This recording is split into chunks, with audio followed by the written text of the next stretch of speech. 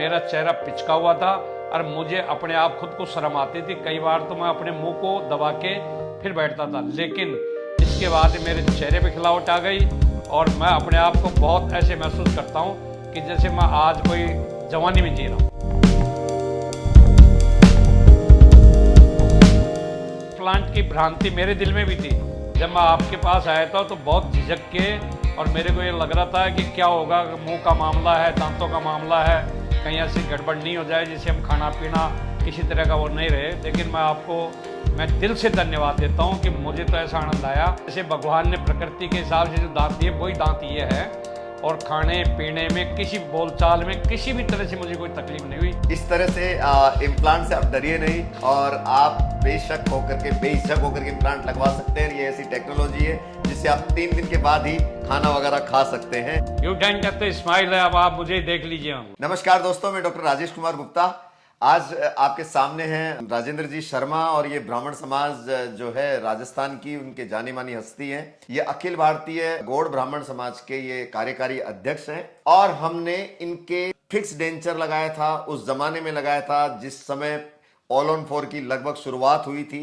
तो बहुत सारे लोग ये पूछते हैं कि इसका फॉलोअप कितना रहता है, कितने साल तक चलता है और क्या इनसे लगातार खाना खाते हैं या बार बार इनको चेकअप कराने आना पड़ता है। बहुत सारे लोगों का एक कंफ्यूजन है। आज हम 10 साल पहले का एक केस आपके सामने लेकर आए हैं क्योंकि इनके हमने 10 साल पहले लगाए थे, ऑल ऑन 4 किया था। ऊपर में शायद 5 इम्प्लांट डाले हुए, इनके नीचे ऑल ऑन 4 है। अब जरा इन्हीं से हम बातें करेंगे कि इतना साल पुराने डेंचर में, ऑल ऑन 4 में क्या क्या समस्याएं आती हैं और क्या क्या बेनिफिट्स इन्होंने लिए हैं इस टेक्नोलॉजी के, क्योंकि इनके एक भी दांत नहीं था जिस समय हम लगा रहे थे। और ऑल ऑन 4 तकनीक उस समय बहुत इतनी ज्यादा पॉपुलर नहीं थी 10 साल पहले कि लोग जल्दी से सहज विश्वास नहीं कर पाते थे कि सर सभी लोग तो 3 महीने बाद लगाते हैं और आप कह रहे हो कि आज आपके इम्प्लांट डाल देंगे, 3 दिन बाद आपके दांत लगा देंगे, तो ऐसा कैसे संभव है। तो हम उनको विश्वास दिलाते थे कि नहीं, ऐसा संभव है।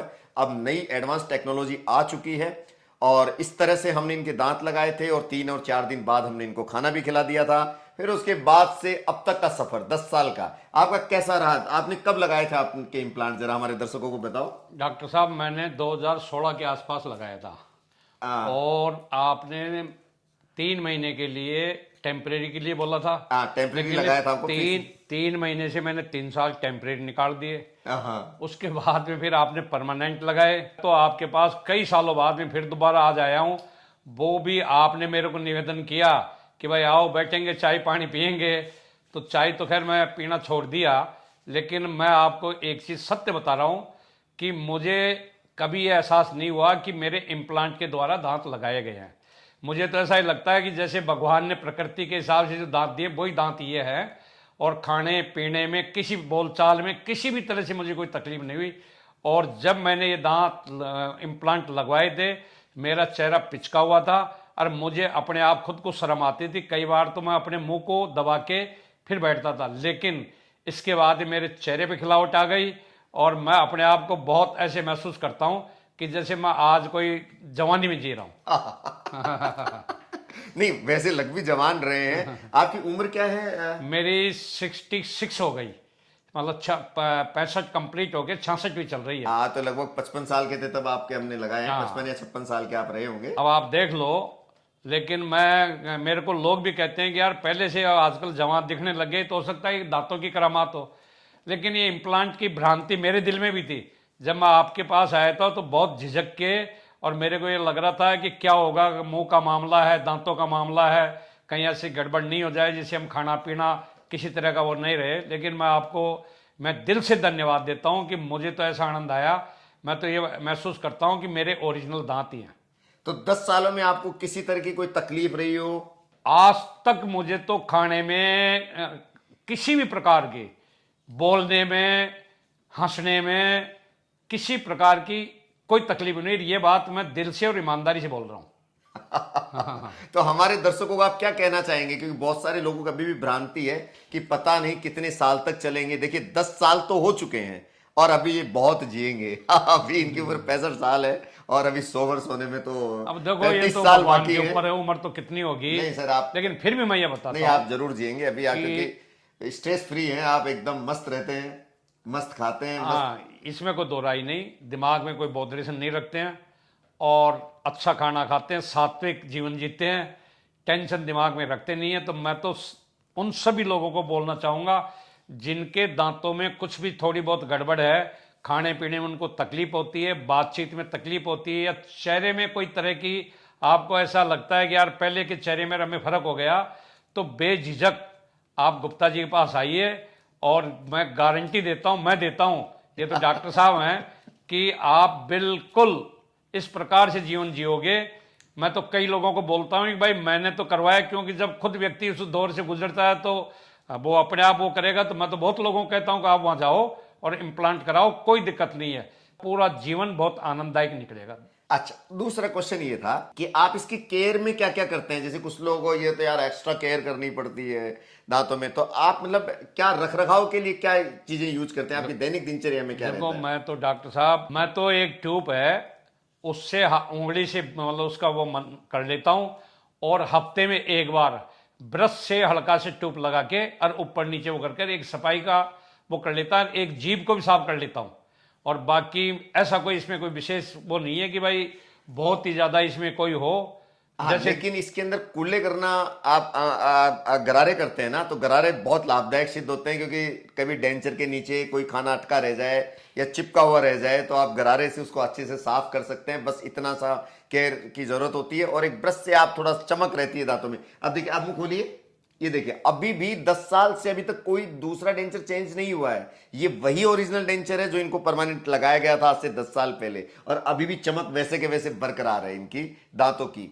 तो ये चमक इसलिए कि इन्होंने रखरखाव किया है और अच्छे से देखभाल की है, और इम्प्लांट भी इनके बहुत अच्छे से डले थे, अच्छी कंपनी के इम्प्लांट थे।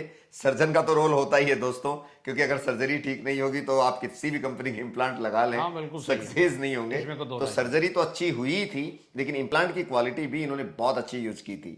इसलिए कभी इम्प्लांट से मत घबराइए। 10 साल का हमारे पास फॉलोअप है। आज हमें ऑल ऑन 4 करते हुए लगभग 15 साल हो चुके हैं, और 15 साल से कभी किसी मरीज में कोई दिक्कत, इतनी भारी दिक्कत नहीं आई। तो दोस्तों, इस तरह से इम्प्लांट से आप डरिए नहीं, और आप बेशक होकर के, बेझिझक होकर के इम्प्लांट लगवा सकते हैं। ये ऐसी टेक्नोलॉजी है जिससे आप 3 दिन के बाद ही खाना वगैरह खा सकते हैं।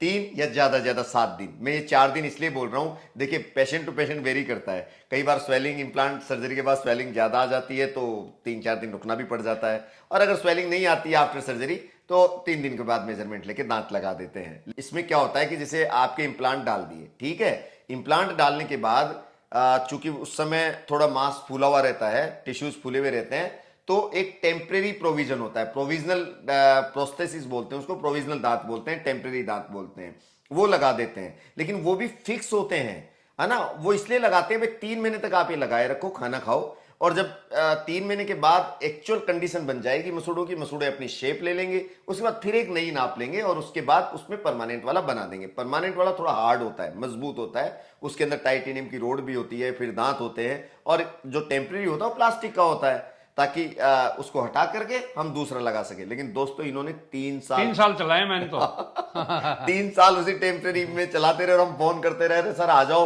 आपको कितनी बार फोन किया हॉस्पिटल से, इवन मैंने खुद ने भी किया, क्योंकि मैं इनको पर्सनली जानता था, तो मैं इनको फोन करता था, अरे नेताजी आ जाओ सर, आप लगवा लो, दांत लगा लो। अरे यार डॉक्टर साहब मेरे बढ़िया चल रहा है, और इनके दिमाग में था साली इतनी बढ़िया दांत है कि डॉक्टर साहब दूसरे लगा करके कहीं बिगाड़ ना दे। मैं तो टेम्परेरी को ही मान रहा था कि यही रहे तो बहुत अच्छा रहे, मतलब मैं इसी से काम चला लूंगा। इनके दिमाग में ये भी था कि टेम्परेरी इतने अच्छे बने, कहीं ऐसा ना हो डॉक्टर साहब दूसरे बनाए और बनाने के बाद कि इनको और बिगाड़ दे। अब हमने इनको समझाया भाई टेम्परेरी अपनी जगह पर है, परमानेंट अपनी जगह पर है, उनका अलग रोल है, तो आप चेंज तो करवाओ। और फाइनली आकर के 3 साल बाद आपने उसको चेंज कराया था, कोरोना 3 साल बाद में कुछ दिन करवाया पहले। था, और अब इतने साल हो गए, मेरे को तो कोई तकलीफ नहीं है।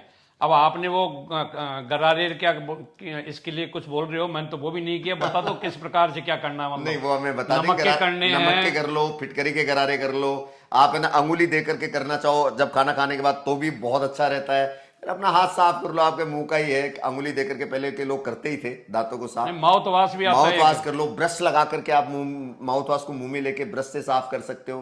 तो साफ करने के कई तरीके हैं, आप किसी भी तरीके से साफ करें, बट साफ करें। नहीं करेंगे डॉक्टर हाँ, साहब, उनको आपने जो गाइडलाइन दी है उसको हम पूरा फॉलो करेंगे। और दूसरी चीज, पहले स्मोकिंग करते थे, हालांकि ये मैं सार्वजनिक रूप से सार्वजनिक रूप से सब बोल दुनिया को मालूम है, कोई बात नहीं, हाँ करता था मैं, छोड़ दिया मैंने। माफी चाहता हूँ, सार्वजनिक रूप से बोलना पड़ रहा है, लेकिन वो चूंकि ये चीज इसलिए बोलना पड़ रहा है ताकि दूसरे लोग, इससे लोगों को हेल्प मिलेगी और दूसरे लोग इससे समझ जाएंगे कि भाई स्मोकिंग इम्प्लांट के लिए नुकसानदायक होती है और ये स्मोकिंग करते थे, लेकिन बंद कर दी। इन्होंने कहा कि यार पहले शरीर है भाई, अगर खाना ही नहीं खा पाएंगे तो फिर स्मोकिंग का क्या करेंगे।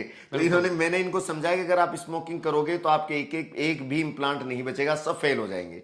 और लिटरली इन्होंने, हेवी स्मोकर थे, समाज में उठने बैठने का काम होता है, क्योंकि हमारे यहाँ समाज में क्या होता है, जैसे आप गए 5 आदमी इकट्ठे हुए तो पहले सिगरेट का पैकेट आगे करेंगे वेलकम के लिए कि सर पीजिए, और या फिर बीड़ी सिगरेट जो भी है, वो यहाँ एक वेलकमिंग का तरीका है, लेकिन इन्होंने उसके बावजूद बिल्कुल बंद कर दिया। और यही नतीजा है कि आज 10 साल से इनको कोई प्रॉब्लम नहीं हुआ इम्प्लांट्स में। इसलिए स्मोकिंग इम्प्लांट के लिए नुकसानदायक है। इवन चाय भी इन्होंने कम कर दी, छोड़ी दी, चाय छोड़ दी। मैं तो कुछ सौगंध तो खाई नहीं, लेकिन छोड़ दी बिल्कुल। हाँ, कभी कभार ले लेते हैं। तो इस तरह से राजेंद्र जी ने बहुत कुछ त्याग किया, खुद ने हिम्मत भी रखी कुछ चीजें छोड़ने की, वो छोड़ी भी अपने शरीर के लिए, ताकि अच्छे से खाना खा पाए और इनके इम्प्लांट अच्छे से चल सके। अब आप यूडेंट के बारे में कुछ हमारे दर्शकों को बताना चाहें? देखो डॉक्टर साहब, ऐसा है कि जब मैंने इम्प्लांट लगाने की मतलब विचार किया था, तो मेरे साथी बैठे मेरे पास में ही हैं, मैंने बहुत जगह मतलब मालूम किया कहाँ क्या है क्या नहीं है। जब मुझे आपके लिए बताया गया, मैं आपके पास आया और आपने कहा कि भाई मैं गारंटी लेता हूँ, तो दूसरी चीज़, जब जिन लोगों को आपने लगाए ना, उनसे मैंने बात की तो उन्होंने ये कहा कि आप तो बेझिझक आंख बंद करके ये काम करवा लो। तो इतनी सफाई से आपने काम किया, तो आज मैं सैकड़ों आदमियों को बोलता हूँ, और लोग मेरे को पूछते हुए, यार ये दांत बड़े जोरदार लगवा लिए, कहाँ लगवाए? तो मैं कहता हूँ भाई गुप्ता जी है, 84 नंबर पिलर के बिल्कुल सामने वहाँ जाओ, और वहाँ आपके बड़े सावधानी से और सफाई से काम करते हैं। मैं तो इतना ही कह सकता हूँ। आपको बहुत बहुत धन्यवाद है। आपका स्टाफ भी बहुत प्यारा है, सबका व्यवहार अच्छा है। और मैं तो डॉक्टर साहब एक बात और कहूँगा, मैं तो मेरी औलाद को बोल के जाऊँगा कि डॉक्टर साहब ने मेरा जीवन दांतों से ऐसा चमकाया है, मेरा चेहरा ही चमक गया। तो डॉक्टर साहब का हमेशा एहसान रखना। अरे सर, धन्यवाद आपका। मैं तो यही कह सकता हूँ। यूडेंट का तो स्माइल है, अब आप मुझे देख लीजिए, इससे ज्यादा मैं और क्या कर सकता हूँ। चलिए धन्यवाद, फिर मिलेंगे किसी नई केस के साथ।